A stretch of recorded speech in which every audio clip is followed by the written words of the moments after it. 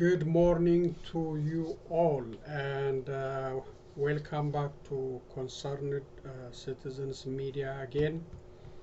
So, as usual, I have some news to share with you in a written form, and then videos at the end.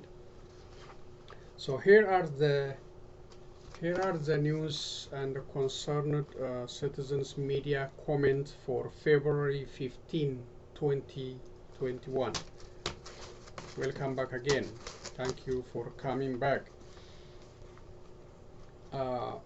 Oromo political prisoners' hunger strikes in Ethiopia reached the 19th day today. The hunger strikes started in opposition for the inhumane treatments of Oromos on their own land. The hunger strikes participants such as Johar Mohammed, Bakala Garba, Hamza Borana, Shamsuddin Taha, Abdi Ragasa, and other Oromo political prisoners are extremely in life-threatening conditions. The Ethiopian government, which is controlled by Abiy Ahmed and his Prosperity Party, denied the request for medical treatment. These Oromo political prisoners have been subjected to extended imprisonment and illegal court theatrical show. Justice is not expected from Abiy Ahmed and his Prosperity Party controlled justice system in Ethiopia.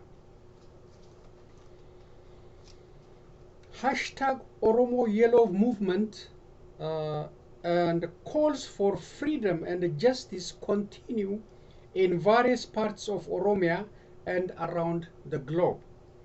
Oromo protesters in Awadai, Dirret Ayara, Bale Robe, Shashamane, Jimma, Adama, in East and West Wallagga, and in many other Oromia towns and cities intensified their demands for freedom and justice for Oromo political prisoners and for the end of oppressors in Oromia region. Marchers, mostly students, were chanting slogans such as Abiy Ahmed is a killer, down, down Abiy, down, down Bilsigana, which means Prosperity Party. We don't want to be ruled by oppressors. Free Johar Mohammed, free Bakala Garba, free Hamza Borana, free Abdi Ragasa, free all Oromo political prisoners. Johar is our leader. Bakala Garba is our leader. Kill me and let Johar Mohammed free. And other slogans were expressed. At Jimma University, students' live graduation ceremony on the Ethiopian government TV and at the presence of Oromia region's President Shimallis Abdisa, Ethiopia's Federal Supreme Court President Ma'aza Shenafi, other university dignitaries, graduate families and friends, a graduating student named Mohammedin Dexiso used this opportunity to call for the freedom Johar Mohammed, Bakala Garba, for all Oromo political prisoners, and he called for justice for Hachalu Hundessa. This was unexpected by these authorities and their supporters. Now, several media are reporting the arrest of this courageous student plus his relatives and friends by Abiy Ahmed government undercover operatives and other security personnel. Such detention Various ill treatments and intimidations are expected from the dictators that depend on force instead of public power. So Oromos should not expect mercy from their enemies. They must continue their resistance in all possible ways until their enemies are out of Oromia and their people are free. These sons of junta are worse than their creators, their creator TPLF. They kill Oromos and throw their bodies in forest and hang on the trees for viewing, and they don't allow you to have proper burial. Law and order and accountability are completely missing in Oromia and several other regions under Abiy Ahmed's leadership in Ethiopia. In a similar way, the Oromo diaspora community and their supporters also staged a grand rally in France, Frankfurt, Germany, Washington, D.C., Edmonton, Canada, and in other countries to denounce Abiy Ahmed's administration and to demand for the immediate release of all Oromo political prisoners. Some of these protesters dressed up in yellow jail uniform and tied each other's hand with chain to show their solidarity with Oromo prisoners who are illegally subjected to imprisonment. These marchers were also chanting slogans such as, "We are Oromos," "We all are prisoners," "Free Johar Mohammed," "Free Bekkala Garba," "Free Hamza Borana," "Free Abdi Raggasa," "Justice for Hachalu Hundesa," "Prosperity Party out of Oromia," and they are also demanding their respective countries to stop supporting the killers in Ethiopia. Concerned Citizens Media comment: such grand rallies by Oromos in Oromia region and in the diaspora communities are very encouraging. So this is Concerned Citizens comment about these rallies back home and around the globe. If such coordinated maximum pressure continues on Abiy Ahmed and his Prosperity Party controlled government in Ethiopia, it will be fruitful in a reasonably time frame. Keep your unity and your fierce resistance until the oppressors are defeated in Oromia, Ethiopia. Now is the best time to force these killers surrender to public demands. The following are reasons why now is the best time. Reasons: number one, Abiy Ahmed administration is tied with internal wars in every corner. His hands are tied with internal wars, domestic conflict everywhere. No peace in Benishangul Gumuz region, Oromia region, Tigray region, and other parts of Ethiopia. No peace and stability. Sudan-Ethiopia conflict is expanding. Abiy Ahmed and his administration is under extensive global pressure for his grave human rights violation, or possibly the war crimes he committed against his own citizens. The country is economically broken. No import and export at all. Ethiopia is under deep in debt with foreign loans. The country is struggling to pay salaries to government employees such as teachers, and others.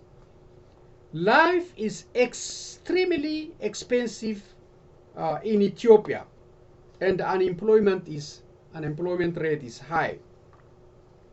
There is also internal animosity among the Prosperity Party members among themselves. There is no peace. They are not united. There are animosity among themselves. Abiy Ahmed lost credibility and his trustworthiness at home and at the global stage. He is the most detested. He is the most detested and disrespected person in the world right now. He is the most detested and disrespected person in the world. It is not the same like when he came to power. He was the most respected and most liked person at that time. That was the honeymoon time. Right now, no. He is the most hated or detested and disrespected person on the globe. By all indication, Abiy Ahmed is in a great danger, and he will not sustain in such manner for long. So, all Oromos at home and in the global communities must preserve their unity, their coordination, and their tireless resistance against this tyrant in Ethiopia. The possibility of victory against enemies of Oromos is real and fast approaching if we do not let this golden opportunity pass by. So we have to use this time, do whatever we can. He is very weak. The only thing is he looks strong is he used all the budget for federal police, security, and the military. That's the only thing. If this one is broken, if he can't pay the money for this, he will be defeated.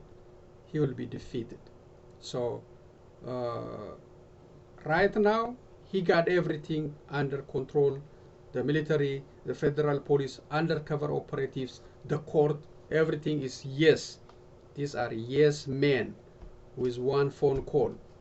So it will change, but it may take time. Other than that, the economy is down, export is down, foreign relation is very bad. I have one thing for that one. Very bad foreign relation, diplomatic relation, very bad. And Human Rights Watch, Amnesty International, all these global organizations, they have all record of his bad deeds, possibly war crimes. So he is not in a good shape. The country is in a big trouble economically. So this is the best time to put maximum pressure, internal, external, keep crying, keep exposing him, keep marching, do whatever you can, then you can force him to surrender. So this is a golden opportunity. Okay, this is the one I'm saying. He tried to fix the global image about Ethiopia.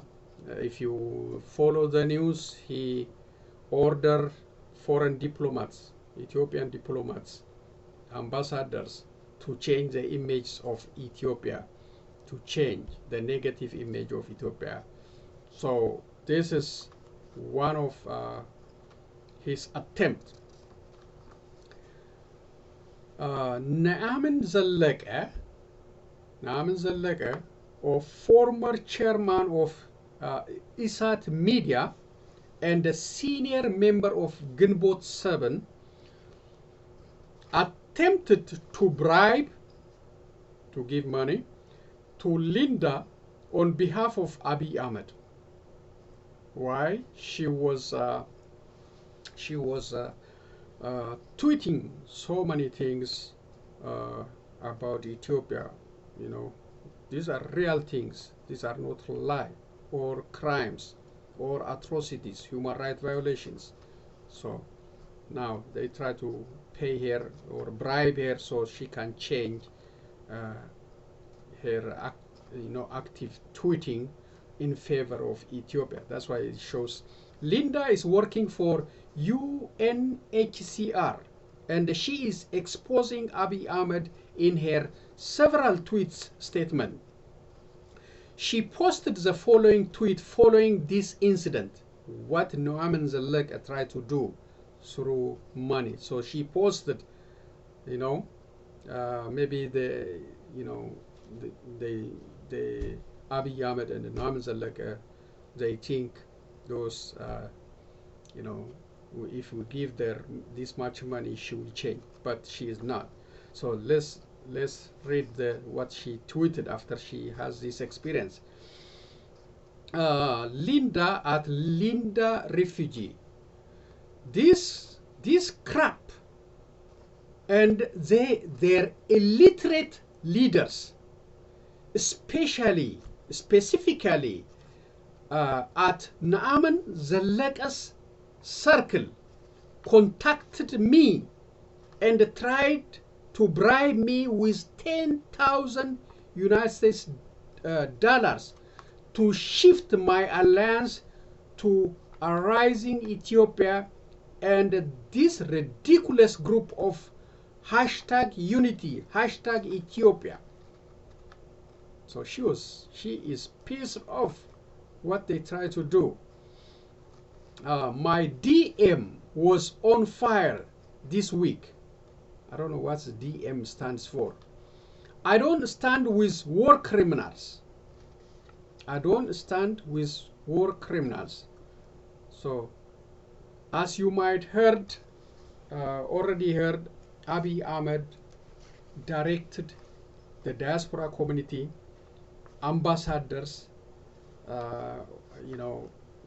working in a foreign land to change the narratives, the negative image of, they think TPLF is making all this narrative. No.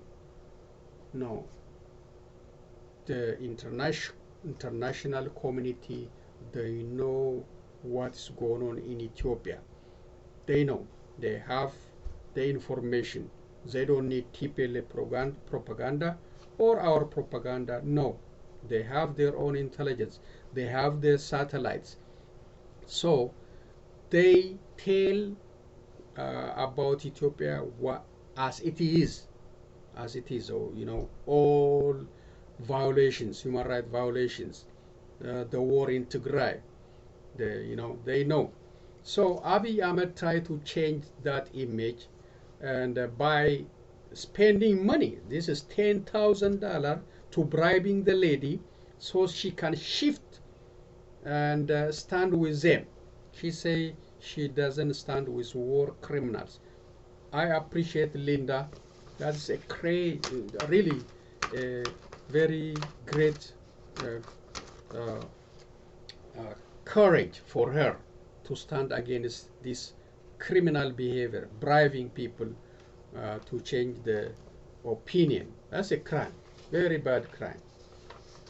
So they should be ashamed of that.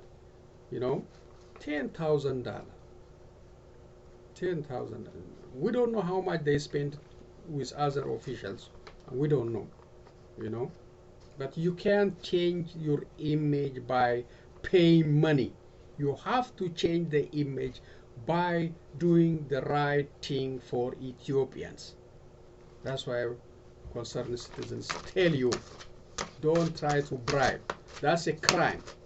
That is a crime, So appreciate Linda for doing this for the right thing. Okay. Former President Donald Trump survived again the Senate's impeachment trial. The vote was 57 to 43. According to the Constitution, 2/3 or 67 votes needed to convict the president. So Only 7 Republicans joined Democrats, 57 to 43. So he survived for the second time, thanks to all these Republicans who stood with him. So he is not guilty for the insurrection happened on January 6, 2021 on the Capitol Hill. Despite all his directive speech to his supporters to go and take over the government, plus all other credible videos of the criminals who were guided and supported by him, the Republicans decided to look other way and let him to be free. It is like an anti-abortion group. It is like an anti-abortion group. For this group, for anti-abortion group, no matter whatever you bring as evidence, for example, the issue with mother's health or the unborn health, or maybe the pregnancy, maybe through rape or through unmarried couple or for a religious reason, all reasons are not acceptable. Anti-abortion, their vote is clear, they are always anti-abortion. No reason is accepted, no reason. So it's the same thing with these Republicans.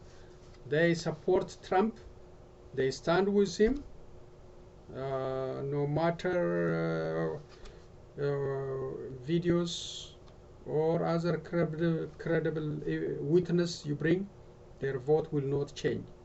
That's determined, decided with the relationship with the president.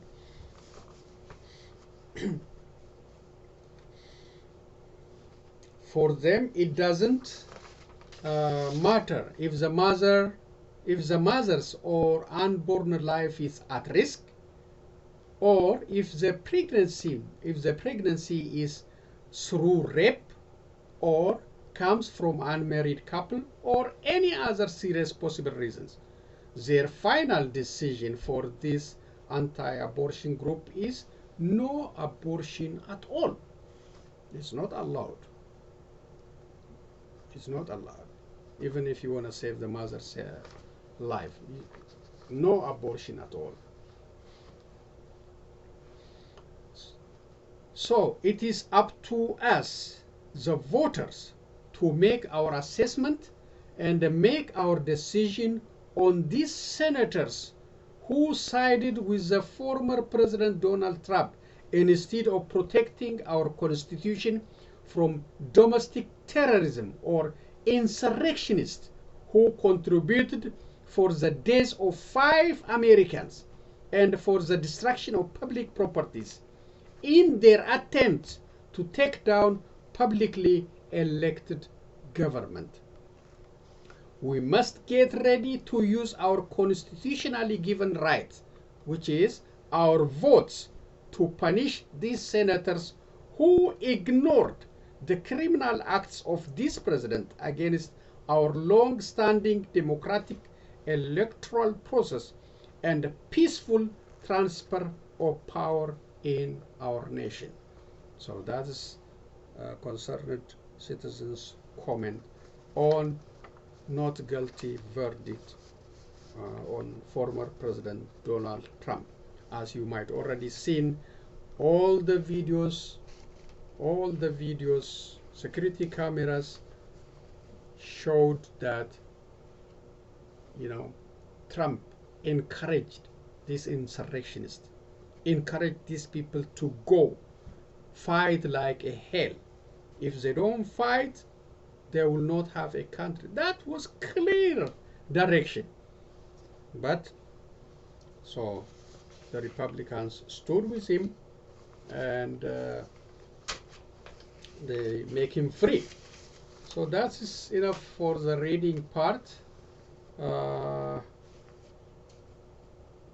one thing I want to mention is OMN is coordinating with Oromo community leaders in raising you know, medical fund for Oromo political prisoners. So they are doing it now. So please, you know, donate whatever you can to make this fundraising a success for these people suffering on behalf of Oromos, you know, in prison. So this medical expense, to cover medical expense and other related issues, they are doing good. I heard it, you know, around lunchtime. It was good. It was moving fast. So if you didn't get a chance to donate, I'll let you know, and please donate whatever you can, big, small, don't worry, just do whatever you can. Here are the phone numbers to donate. I have 2 phone numbers, and they have also different ways if you check or amend. 612 888 1221. 612 888 1221. The second one, 612 888 6772. 612 888 6772. So please donate and to ease the suffering of these people. So this is one of the strategy to support the resistance movement, helping our leaders, you know. So we have to do everything: demonstration, social media campaign, and contribution, financial contribution for whatever reason that can help the movement and to defeat tyrants from Oromia and to free Oromia for Oromos. Really, it's horrible, horrible. This guy is horrible, and I hope he will gone very soon. So please donate, help these people. They are suffering. This is almost the 19th day. So do your best, whatever you can, 20, 10, 50, 100, 1,000, whatever you can. Donate, please. Okay, let's go to the video now. I have several videos. The first one is, the first one is, I like this lady. She is really a fighter. She's in a European Parliament, EU. Country, such as the terror in Oromia, Ethiopia's largest state. The European Union, together with other international partners, must play their part to help end this conflict and reform the Ethiopian state, something supported by its many diverse populations. The Ethiopian Prime Minister should not only give his Nobel Prize back, but also return his country to the principles of peace and democracy. Madam President, dear colleagues, dear Commissioner, thank you very much. The ECR Group strongly condemns the violence in Tigray.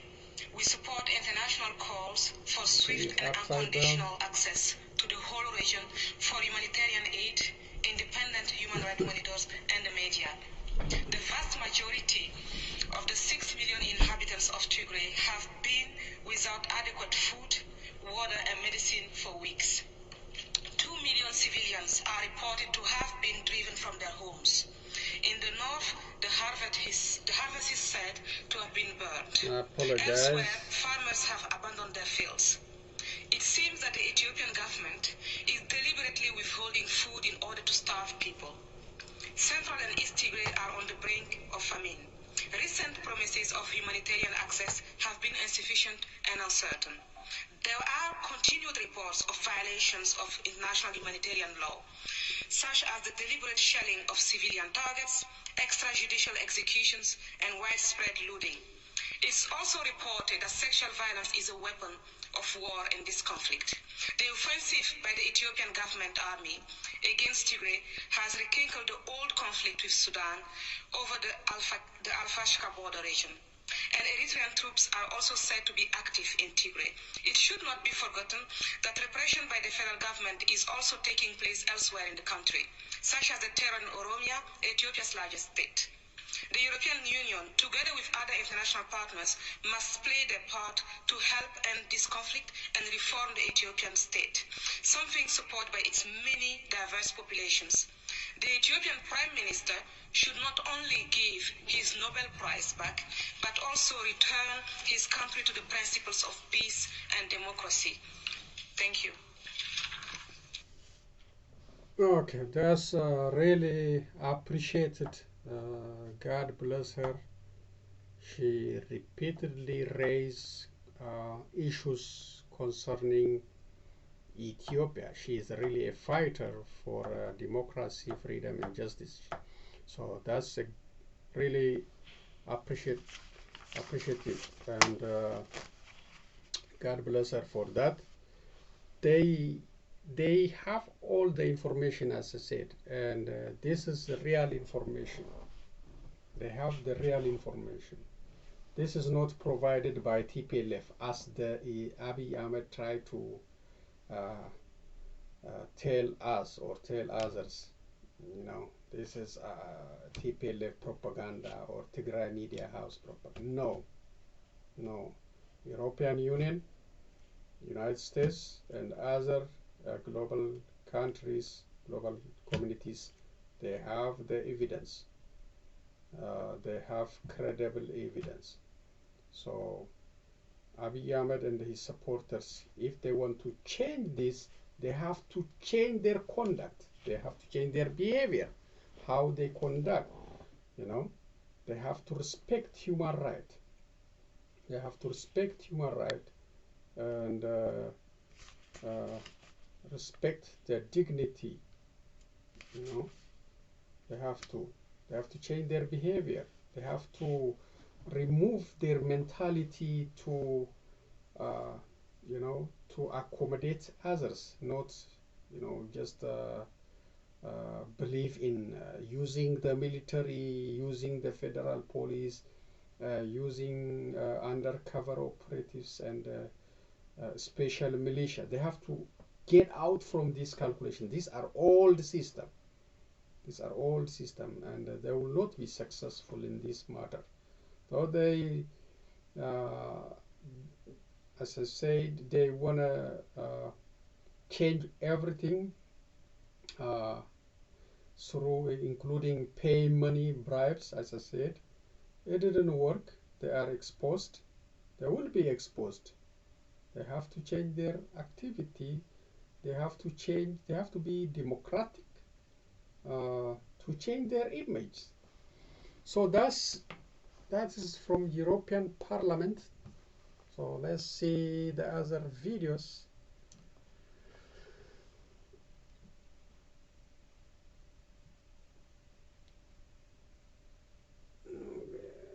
Let's see now.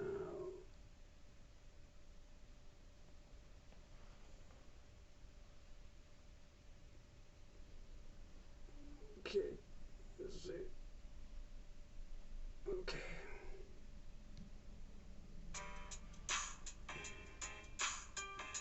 Look at this advertisement again. Get up, get moving, and gradually reduce grace the easiest way. Just step into the shower with Control GX. The first. Now, in a big blow to Russia-EU relations, Russian Foreign Minister Sergei Lavrov has said that Moscow is now ready to sever ties with the European Union if the bloc hits Russia with painful economic sanctions. There we go. We assume that we are ready to sever ties in case we see again, as we have felt more already, that the sanctions that create risks for our economy are imposed in the most vulnerable areas. Yes, once again, we don't want to isolate ourselves from the world, but we need to be ready for that. If you want peace, prepare for war. Echoing the foreign minister's statement, Kremlin spokesperson Dmitry Peskov also said that Russia wants to develop ties with the European Union. But if the EU goes ahead with imposing sanctions, then Russia will be prepared.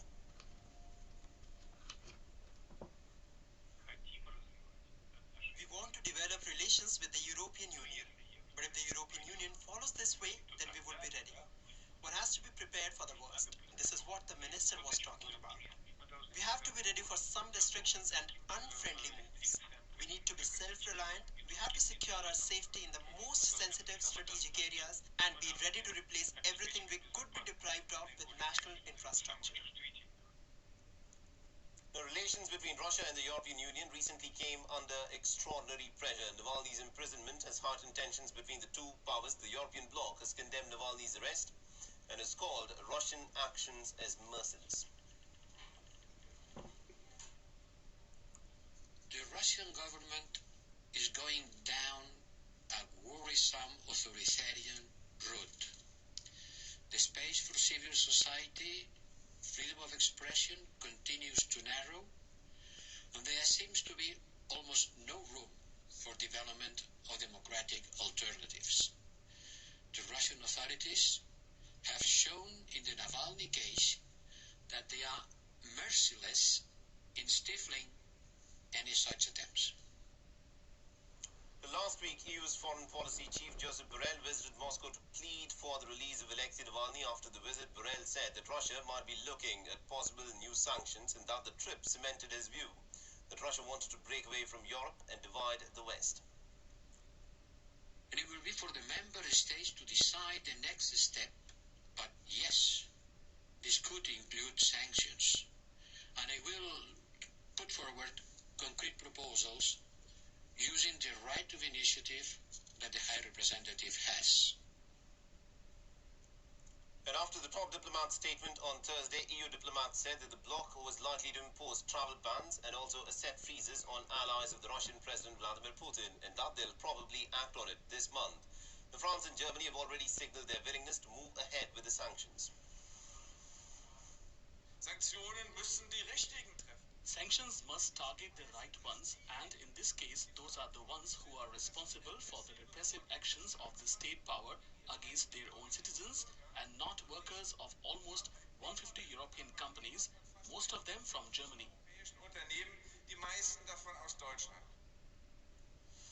Now, the tensions between the two powers rose to new heights. Last week, Russia infuriated the European bloc by expelling German, Polish and Swedish diplomats without informing the EU's foreign policy chief. And in retaliation, Germany, Sweden and Poland ordered for the removal of the Russian diplomats each. Beyond is now available in your country. Download the app now and get all the news on the move. This was a long, drawn-out process. Argentina, Australia. For the first time since the International Criminal Court started work almost 2 decades ago, the 123 countries that are part of the court elected the new chief prosecutor after a candidate couldn't be agreed by consensus. Having received the highest number of votes, After 2 rounds of voting, there was a victor. Mr. Karim Khan of the United Kingdom has been elected prosecutor of the International Criminal Court for a period of 9 years. Karim Khan is the 3rd person to take on this important role that always proves to be controversial. He is an experienced prosecutor who currently heads UNITAD, the UN unit based in Baghdad that's charged with collecting the evidence of crimes carried out by ISIL. Although this is an independent legal position, everything about the International Criminal Court ends up being politically charged. A number of his early decisions are bound to be controversial, whichever course he takes. The court recently decided that its jurisdiction extends to the Palestinian territories. This has enraged Israel because the current chief prosecutor, Fatou Bensouda, has said she believes both the Israeli military and Palestinian groups are possible perpetrators of war crimes. Ms. Bensouda also launched investigations into crimes in Afghanistan. The US is not a signatory to the court, and the idea that US troops could be charged so enraged the Trump administration because the ICC continues to target Americans. that it issued travel bans on senior ICC officials, including Ms. Bensouda, prohibiting her from coming to the US. James Bays, Al Jazeera, at the United Nations.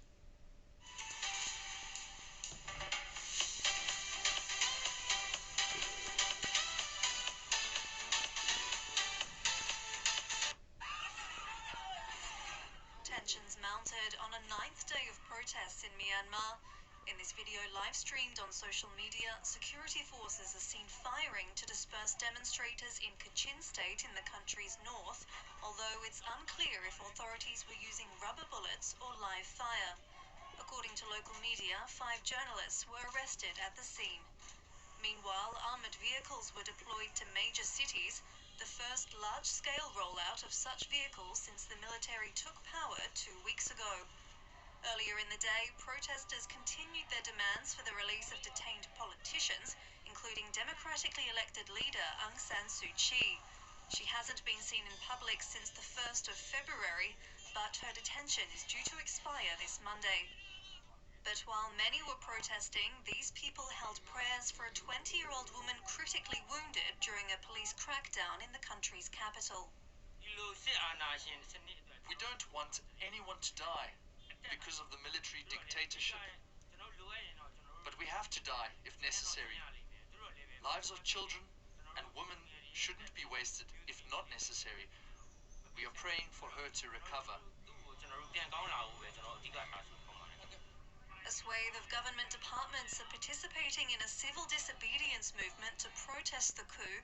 The army has ordered civil servants to go back to work and has been carrying out nightly mass arrests. On Saturday, the junta suspended laws requiring warrants for home searches as part of several legal maneuvers. With over 300 vehicles bursting into flames at the Afghanistan-Iran border after a fuel truck exploded, 60 people have now been injured, $50 million worth of damage has been caused, and a probe into the incident has now been launched. This blaze took place at the customs office in Islam Kala in Afghanistan's western province of Herat. The explosion was powerful enough to be spotted from space by NASA satellites. The fire continued after nightfall and forced Afghanistan to shut down its electrical supply from Iran, which left people in Herat without electricity.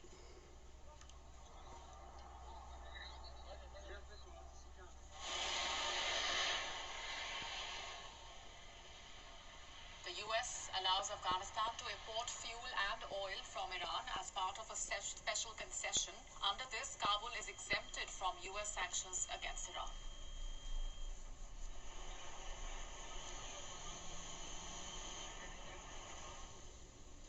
We are now available in your country. Download the app now. Get all the news on the move. Let's fly. This is not just another streaming app. This is live sports, breaking news, Live at the scene. and a mountain of entertainment. Trust me. This is gripping headlines, gripping drama, and Vulcan death grips.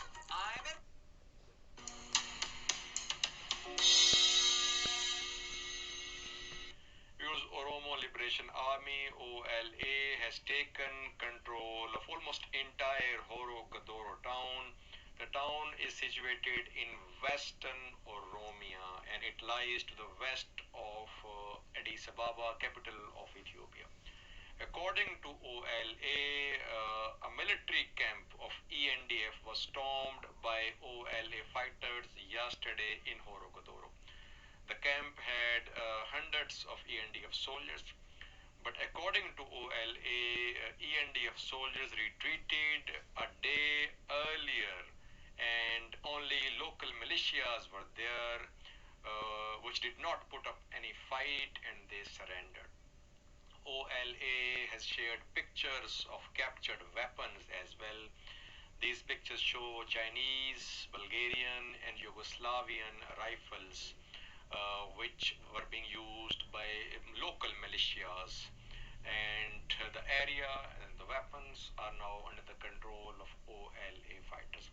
According to OLA, government officials and ENDF troops are fleeing smaller areas, small towns, small villages, and they are fleeing towards large cities, and OLA, Oromo Liberation Army, is continuing its advance towards big cities of Oromia.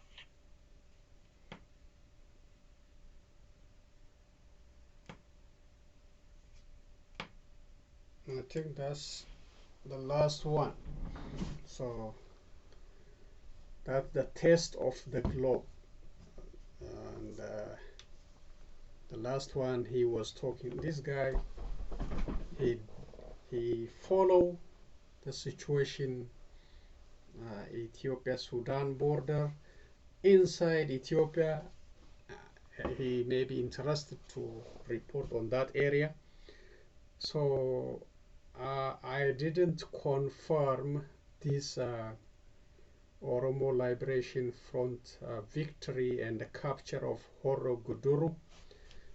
So please try to verify with other media sources. He is saying OLF is under the control. Horro Guduru. Horro Guduru is now, according to him, is under the control of OLF. And we have to see and verify with other medias. So I don't know where he got it, but mostly this guy, he report on Ethiopia-Sudan border, on TPLF victories and others. So you know, he might have a different kind of resources or satellites or something, I don't know, but we have to verify this big news with other medias. We have to do research before we say anything. Horro Guduru under OLF, that's a big step, very close to Addis Ababa. They already said they are around Addis Ababa, so this may be an indication. They're coming slowly to speak the language of Abiy Ahmed. Abiy Ahmed, he already said for peaceful protesters to come over and die like Haj al-Wundis. See the mentality? That is his mentality. That means he believes in fighting through bullets, not through diplomacy or through talk, through discussion. He belittled, he trashed, really he trashed, disrespected Oromos. I don't believe he's Oromo. I don't believe. He lies repeatedly. He lied to the Ethiopians. He lied to the global community. So he is not trustworthy, whatever he says. And his actions are, actions of dictatorship. And his advisor is Isaias Afewerki. And both of them, they will go to the hell very soon. I hope so. Because there is no place for dictators anymore. So that's all I have for you. And I remind you again to donate for Oromo political prisoners medical fundraising. Please donate whatever you can. Make that fundraising successful. That is another way of resistance movement. It's just like a media campaign. That's another way. So many different strategies sit in refusing to trade or bring goods to the cities, which we should start that one to Laganna, Laganna, or what they call it. All kind of strategies must be used to remove oppressors from Ethiopia or from Oromia.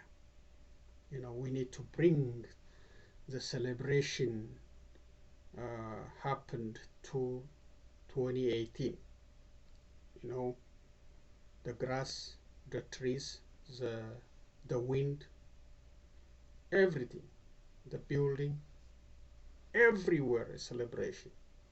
Now Abiy Ahmed and his group turned upside down all these celebrations into bloodshed in that country.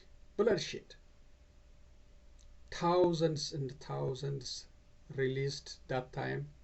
Now thousands thousands and thousands went back, taken back to prison. And the freedom of expression, the freedom of assembly, you know, allowed for a short period of time, now denied. Just like, you know, if you say something now, they will come after you. If you put on yellow clothes, they will come after you. So Ethiopia is in a total dictatorship, you know. Thanks to Isaias Afwerki advice, he tried to make Ethiopia like Eritrea, without constitution, without any question, without any opposition, without any turbulence. So it's gonna happen if we let it happen, but I hope we will not let it happen.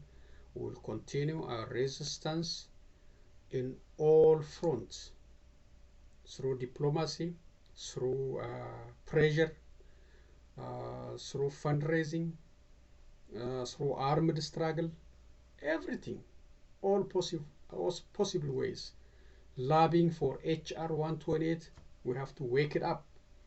It was on the way, it was in the pipeline, but this guy cheated, so the attention is diverted. We have to bring back that one.